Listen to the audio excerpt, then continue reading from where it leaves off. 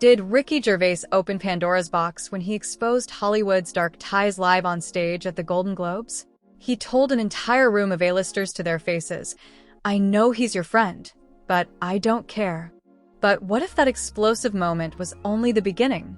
Now, the spotlight has shifted to Ellen DeGeneres and the powerful inner circle that shielded her for decades. When Kevin Hart's historic Oscar hosting gig collapsed in just 48 hours over resurfaced tweets, it was Ellen who stepped in, calling the Academy to defend him. But why was she so eager to protect him? As rumors circulate about elite Hollywood circles, former insiders like Diddy's ex-bodyguard Gene Deal are dropping bombshell allegations, linking major stars to secret parties, hidden tapes, and the industry's dark underbelly. Even Dave Chappelle once warned the world about the strange, coercive rituals forced upon black men in entertainment. But the rabbit hole goes far deeper than Hollywood politics. From Diddy's 21 infamous appearances on Ellen's couch to the tragic, mysterious deaths of those closest to her, like her beloved DJ Steven Twitch boss and her ex-partner and Hetchy, fans are connecting that studios desperately want buried. Is Ellen just another fallen daytime icon? Or is she the central link in a massive web of Hollywood secrets finally unraveling? Drop your thoughts in the comments below, hit that like button, and subscribe right now so you never miss the hottest celebrity breakdowns. To truly grasp how Ricky Gervais's ruthless Golden Globes roasting laid bare the dark underbelly of entertainment, you have to rewind to January 2020. Standing before a room filled with global superstars, studio executives, and media moguls, Gervais didn't just deliver jokes, he dropped tactical truth bombs. When he casually reminded the audience that Jeffrey Epstein didn't take his own life, adding, "I know he's your friend, but I don't care," the visible discomfort in that room sent shockwaves across the internet. It was an iconic moment that broke through the polished facade of celebrity culture, signaling to millions of viewers that the protective shield around Hollywood's most powerful figures was finally beginning to fracture. For years, daytime host Ellen DeGeneres stood at the absolute pinnacle of American television, operating under her signature slogan, "Be kind." Behind that carefully crafted, wholesome brand sat an immense amount of influence and political sway within the entertainment industry. She possessed the rare power to revive struggling careers, influence studio decisions, and shield her closest celebrity friends from catastrophic public fallout. However, as the curtain began to pull back on the realities of high-level Hollywood relationships, observers started re-examining how Ellen used her massive platform to protect members of her elite inner circle, most notably comedy superstar Kevin Hart. The relationship between Ellen and Kevin Hart was built over a decade of frequent appearances, high-profile collaborations, and mutual industry support. By late 2018, Kevin Hart had reached the absolute peak of mainstream success, landing what many consider the crown jewel of hosting duties, the 91st Academy Awards. Receiving the call to host the Oscars is a career-defining milestone, representing universal acceptance by the entertainment establishment. But within 48 hours of the official announcement, the celebration completely disintegrated into an unprecedented social media firestorm. Journalists and online sleuths began excavating Hart's Twitter archive, unearthing a series of posts from between 2009 and 2011 that contained crude jokes, homophobic slurs, and aggressive language regarding sexuality. Almost overnight, the backlash metastasized across major news outlets, putting intense pressure on both Hart and the Academy of Motion Picture Arts and Sciences. Rather than immediately issuing a formal apology, Hart initially took to Instagram, releasing a defiant video stating that he had already addressed these issues in the past, grown as a person, and refused to continually bow to internet outrage. The standoff escalated rapidly. The Academy issued an ultimatum, demanding a public apology or threatening to pull him from the broadcast. Feeling backed into a corner, Hart chose to step down, tweeting that he did not want to be a distraction to the event and offering a sincere apology to the LGBTQ community. For the first time in decades, the Oscars was left without an official host, and the public conversation turned into a heated debate over cancel culture, accountability, and redemption. This is precisely where Ellen DeGeneres stepped into the crosshairs. In January 2019, while the controversy was still burning hot, Ellen invited Kevin Hart onto her show for a long, exclusive sit-down interview. What was framed as a candid conversation quickly morphed into a masterclass in celebrity damage control. Ellen did not merely interview Hart. She actively vouched for his character, minimized the severity of the controversy, and revealed a shocking detail. She had personally phoned the leadership of the Academy, urging them to reinstate Hart as host and declaring that she believed he had paid his dues. Ellen presented Hart as a victim of a coordinated, malicious attempt by trolls to destroy a successful Black comedian's crowning achievement. She publicly urged the LGBTQ community to forgive him and move past the incident, framing her intervention as an act of grace and friendship. But the public reaction was swift and merciless. Millions of viewers felt deeply offended that Ellen, arguably the most prominent openly gay media figure in television history, was using her authority to grant blanket forgiveness on behalf of an entire community, all to protect a wealthy Hollywood ally. The interview, intended to save Hart's Oscar stint, backfired spectacularly. Critics began pointing out the hypocrisy of Ellen. However, the scrutiny surrounding Kevin Hart and his connection to elite Hollywood circles did not end with resurfaced tweets. As the internet began taking a closer look at the networks protecting high-profile figures, disturbing allegations and long-running rumors began to resurface regarding the darker side of celebrity culture. Figures like Gene Deal, a former bodyguard for music mogul Sean Diddy Combs, began speaking publicly about the exclusive, closed-door gatherings hosted by industry elites, events often referred to in urban legend and internet sleuthing as freak-offs or private luxury parties. In public interviews, Deal explicitly named major celebrities who frequented these environments, alleging that the atmosphere at these high-profile gatherings went far beyond standard Hollywood excess. According to these accounts, guest lists at these private events included top-tier actors, comedians, and musicians who were exposed to heavy drug use, extreme alcohol consumption, and situations designed to compromise their moral boundaries. The narrative suggested that attending these secretive gatherings wasn't just about partying. It was an unwritten requirement for remaining inside the protected upper crust of the industry. This dynamic raised troubling questions about how power operates behind closed doors in the entertainment business. For decades, whispers had circulated about the unspoken costs of maintaining A-list status. The allegations surrounding figures like Diddy painted a picture of an industry where leverage, blackmail, and coerced participation were used to keep stars compliant and silent.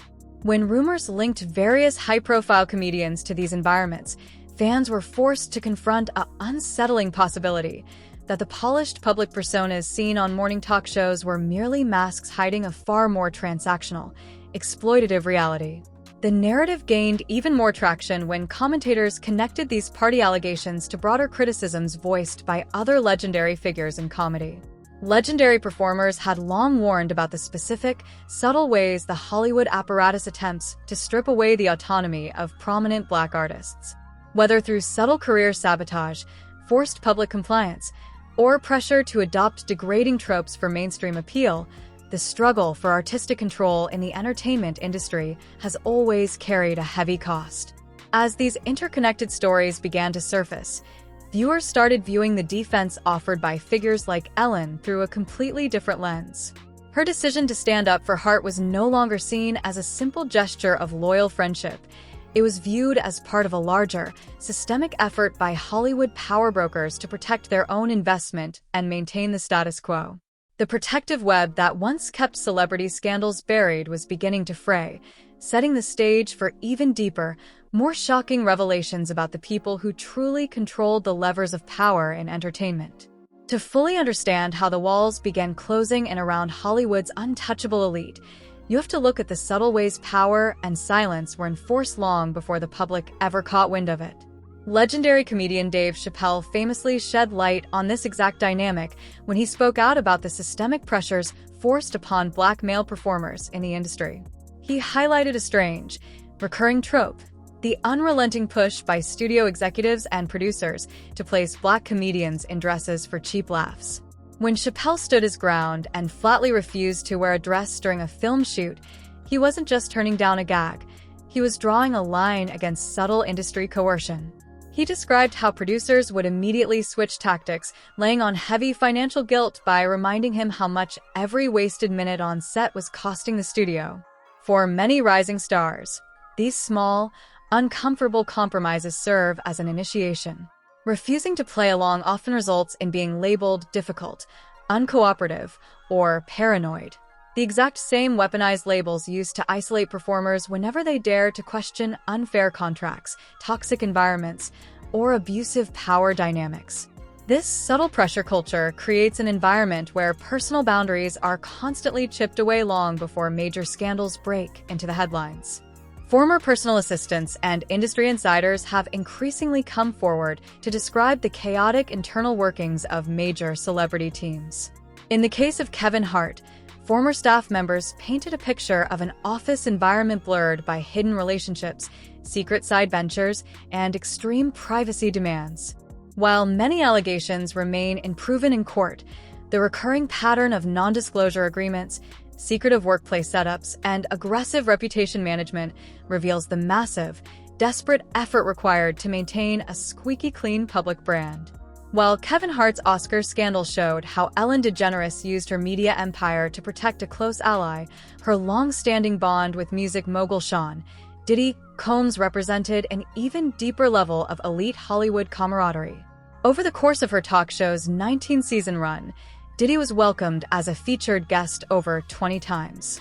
Their interactions were always marked by an undeniable warmth, playful banter, and a deep sense of mutual protection. In hindsight, archived footage from those interview segments takes on a truly chilling new meaning. During various appearances alongside guest co-hosts and fellow artists like French Montana, Diddy's demeanor often appeared visibly altered or completely unbothered regarding extreme late-night lifestyles. On multiple national broadcasts, he casually joked about his legendary after-parties, describing gatherings that started late in the evening and moved upstairs to hotel suites into the early morning hours. He even openly joked on daytime television that 3 a.m. is when you do bad things, drawing lighthearted laughs from the studio audience and an easy pass from the host.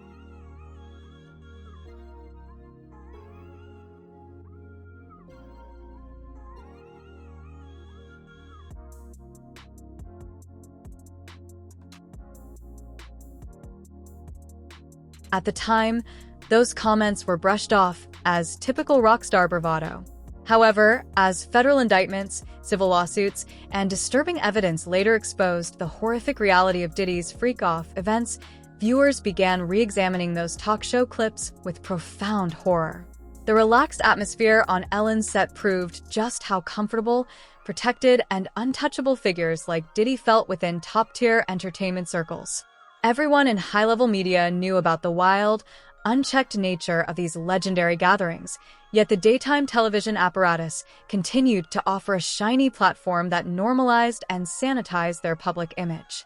Legal commentators and former judicial figures, such as Judge Joe Brown, have publicly speculated about the broader implications of Diddy's federal legal battles. In public commentary regarding the extensive, multi-decade investigation, Brown suggested that the sheer volume of recorded material and blackmail leverage gathered over 15 years created a protective shield around numerous high-profile figures. The implication was clear. The reluctance of mainstream networks to dig deeper into these open secrets was rooted in pure fear. Fear of who might be named, whose reputation might crumble, and what dark networks might be exposed if the full truth ever surfaced. As the public reputation of daytime TV icons dissolved under the weight of toxic workplace investigations and exposed elite alliances, online communities began connecting even darker, tragic deaths. The discussion around Ellen DeGeneres shifted from workplace bullying to intense speculation regarding the shocking, untimely deaths of individuals within her immediate orbit. While mainstream news outlets attributed these events to tragic personal circumstances, internet sleuths and conspiracy theorists began asking whether a far more sinister dynamic was at play. The most heartbreaking loss to strike the Ellen Show family was the sudden passing of Stephen "Twitch" Boss in December 2022. Joining the show in 2014 as the resident DJ, Twitch quickly became the warm, energetic heart of the broadcast, eventually being promoted to an executive producer role in 2020. To the outside world, he possessed an enviable career, a thriving family life, and an infectious, positive energy. However, when he was found dead in a Los Angeles hotel room from a self-inflicted gunshot wound, the shockwave devastated millions of fans. Despite official autopsy and toxicology reports confirming no foul play or substance involvement, public suspicion immediately turned toward the high-pressure, toxic workplace culture that had been exposed at the studio just 2 years prior. Family members and close friends expressed total disbelief, noting that he had shown zero visible signs of severe emotional distress or financial hardship in the days leading up to his death. People began to wonder what kind of immense, silent burden he was carrying behind his bright televised smile. The tragic passing of actress and Hetchy in August 2022 added fuel to the growing web of theories. During their high-profile relationship from 1997 to 2000, Hetchy and Ellen were celebrated as a trailblazing lesbian power couple. However, following their sudden breakup, Hetchy suffered a severe mental health crisis, later alleging that her association with Ellen and the subsequent fallout had severely damaged her feature film career and personal stability. Decades later, Hetchy was involved in a horrific, high-speed car crash in Los Angeles that left her vehicle engulfed in flames. Viral video footage captured her sitting up on a stretcher as paramedics loaded her into an ambulance, but she succumbed to severe smoke inhalation and brain trauma days later. Conspiracy theorists quickly pointed out that at the time of her death, Hetchy was working on The Girl in Room 13, a film centered around human trafficking networks. Though zero concrete evidence connects her fatal crash to her professional projects, the overlap of high-profile tragedies involving people close to Ellen solidified a growing public narrative that behind the bright lights, cheerful dances, and "Be kind" slogans lay a world shadowed by immense pressure, silence, and unresolved secrets. When you step back and connect all of these seemingly isolated events, a chillingly consistent pattern emerges across the modern entertainment landscape. What began as a handful of controversial jokes on an award show stage has evolved into a full-scale public awakening. The audience is no longer passively consuming the polished narratives churned out by celebrity publicists, talent agencies, and networks. Instead, everyday viewers are cross-referencing past interviews, court documents, flight logs, and old television clips in real time, pulling back the heavy velvet curtain that protected Hollywood's elite for nearly a century. This digital shift is precisely why figures who once held absolute dominion over American media are suddenly finding themselves defenseless. For decades, the formula for surviving a major scandal was simple: issue a sanitized press statement, lay low for a few months, appear on a friendly daytime talk show to express remorse, and wait for the news cycle to move on. That strategy worked because a tiny group of network executives controlled what stories were told, who got platformed, and who was quietly blacklisted. But that centralized power structure has completely imploded.